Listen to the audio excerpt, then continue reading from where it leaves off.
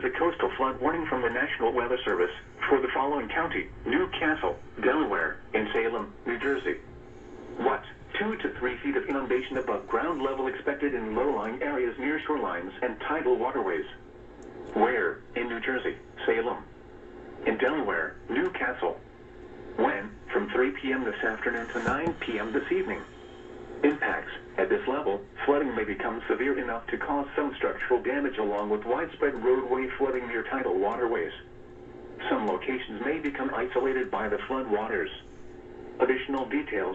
Additional coastal flooding is likely into the weekend, especially in the back bays. A coastal flood warning means that moderate or major tidal flooding is occurring or imminent.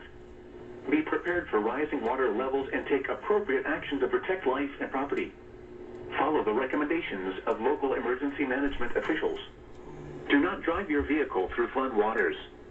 The water may be deeper than you think it is. You will be putting yourself in danger and your vehicle may be damaged, leading to costly repairs.